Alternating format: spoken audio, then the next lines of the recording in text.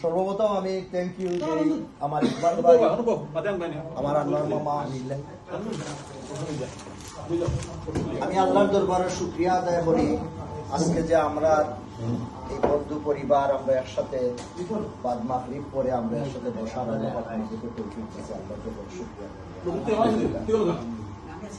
আজকে আমার আপনারা যে আপনারা মন থাকি প্রাণ থাকি আমার যে ভালো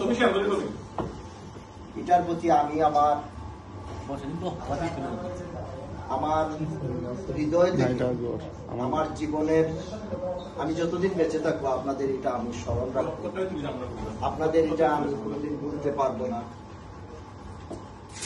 আপনারা এই জিয়া পরিবারের জাতীয়তাবাদী পরিবারের আদর্শের বিগত দিনে আপনারা সবাই কিন্তু আপনারা রাজনীতি করেছেন, জিয়ার আদর্শের রাজনীতি করেছেন, যার জন্য আজকে আমি জিয়া পরিবার থেকে জিয়া পরিবার আমাকে একটি জায়গায় দায়িত্ব দিয়েছে, যার জন্য আজকে আপনাদের হৃদয় থেকে যে আমি ভালোবাসা পেয়েছি, আপনাদের পরিবারের মানুষ হয়, এই পরিবারের মানুষ হয়, এই পরিবারের সদস্য হয়, আপনারা আজকে আমাকে এই মায়া যে করেছেন, আমি আবারও আল্লাহর কাছে শুকরিয়া আদায় করছি।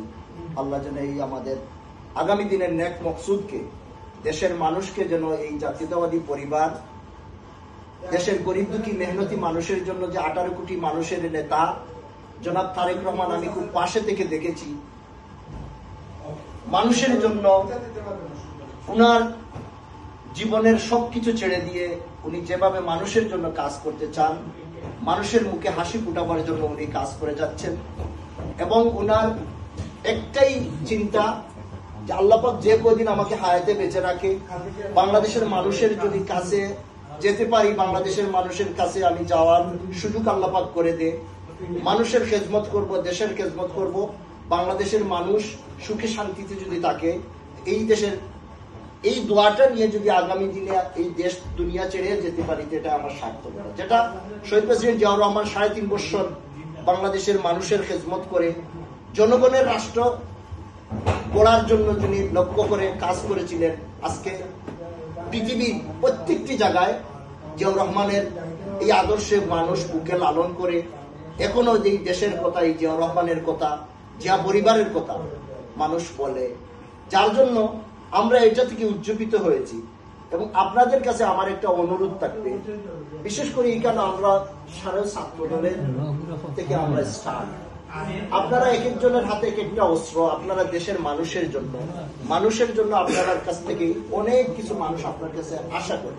হয়তো বিগত দিনে আপনারা অনেক রাজনীতিতে এই যুক্তরাজ্যে যারা আমরা হয়তো পারিবারিক সমস্যা থাকতে পারে, নিজের বিদেশে আসছি আমরা বাচ্চাকে চেঞ্জ করার জন্য, আমরা এস্টাবলিশড হইয়ে আমরা যদি আমরা বাচ্চা কাচ্চাকে সবাইকে একটা জায়গায় পৌঁছে আমাদের অবসর টাইম যদি আজকে আমরা দলকে দিতে পারি, দলকে দিলে দলের ভিতর থেকে আপনি আপনার এলাকায় দিতে পারবেন, আপনি দেশে দিতে পারবেন। আপনাদের কাছে আমার অনুরোধ থাকবো, আপনার হয়তো আমি আমার সবকিছু ছাড়িয়াও আমি রাজনীতির সাথে আসছি না, সবার এটা হয় না। বিশেষ করে তানভীর ভাই দেশ কমরুদ্দিন সাহেব থাকাকালীন অবস্থায় আমি দেখছি তানভীর ভাই রাজনীতিতে আসলাম, আপনারা অনেক ওইখানে রাজনীতিতে আসলাম, হয়তো একজনের লিডারশিপ আপনার পছন্দ না লাগতে পারে, তাই বলে কি আপনি দল ছেড়ে যাবেন? এই দল তো এই কোনো লিডারের নাই। আমি বাসিত হয়তো যুক্তরাজ্য যুব দলের কালকে প্রেসিডেন্ট হইলাম, আমি একটা দায়িত্বে আসলাম, তাই বলি কি দলের মালিক আমি নাই, দলের মালিক সারা বাংলাদেশ, দলের মালিক জাতীয়তাবাদী পরিবার। এখানে একত্র কেউই ঘুরে তার পকেটে ঢুকানোর মতো, এই পকেট থেকে আপনি বাইর করে আনার মতন ক্ষমতা আছে। আমি অনুরোধ করব আপনারা আসেন, আমার আজিম ভাই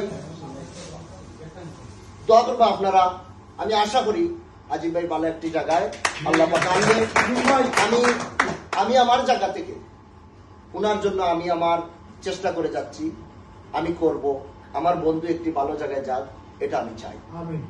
আমি বাসিত কোথায় গেলাম না গেলাম, আল্লাহ পাকে একটা জিনিস আপনাদের কাছে বলতে পারি, আমাদের বাংলাদেশের আগামী দিনের রাষ্ট্রনায়ক জনাব তারেক রহমান সাহেব আমাকে স্নেহ করে আমার জীবনের সব পাওয়া হয়ে গেছে।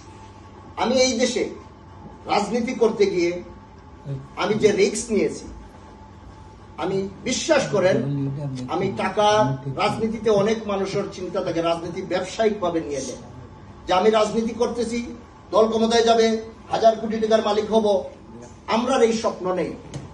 আমি রাজনীতি করে যদি একটি জায়গায় পৌঁছে যেতে পারি, বাংলাদেশের আমি যে গ্রামেই থাকি, আমার গ্রামের কোনো ভাইয়ের উপরে কেউ অত্যাচার করবে, তার বাবারও ক্ষমতা নাই, এটার প্রতিবাদ আমি করবো।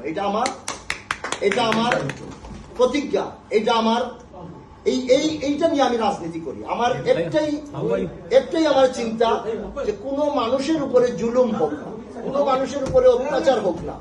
আপনার টাকা আছে, আপনি একজন মানুষের উপরে অত্যাচার করবেন, এটা ঠিক না। আপনি চেয়ারম্যান, মেম্বার, এমপি হয়ে আপনি যেটা করতে পারবেন না, আপনার দল জাতীয়তাবাদী পরিবারের সাথে যারা সম্পৃক্ত আছে, আপনি যদি আপনার দল ক্ষমতায় থাকে, আপনি রাইট পার্সন হয়ে থাকেন, এমপি যেটা করতে পারবেন না আপনি করতে পারবেন। আপনার সৎ সাহস থাকতে হবে, আপনার সৎ উদ্দেশ্য থাকতে হবে।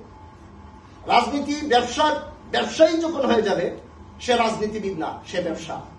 আমাদের কাছে আমরা এই বিদেশ থেকে যারা আমরা রাজনীতি করি, আমরা একটাই চিন্তা, আমরা দেশের মানুষকে কিছু দেওয়া, আমরা দেশের মানুষকে কিছু দিব। আমাদের দেশের গরিব দুঃখী মেহনতি মানুষ, তারা স্বাধীনভাবে থাকতে চায়, স্বাধীনভাবে তার কথা বলতে চায়, ন্যায় বিচার প্রতিষ্ঠা হতো, এইটাই আমরা চাই।